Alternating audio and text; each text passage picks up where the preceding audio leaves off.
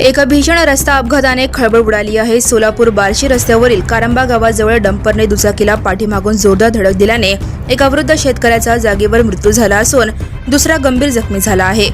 सोमवारी सकाळी 10:30 वाजण्याच्या सुमारास ही दुर्दैवी घटना घडली. उत्तर सोलापूर तालुक्यातील कारंबा गावाजवळ न्यू बंजारा हॉटेलसमोर हा अपघात झाला.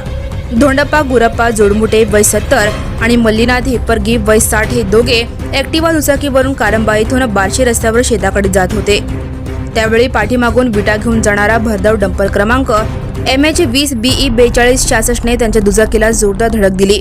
या भीषण अपघातात धोंडप्पा जोडमुटे यांचा जागेवरच मृत्यू झाला, तर मल्लीनाथ हेपरगी हे गंभीर जखमी झाले.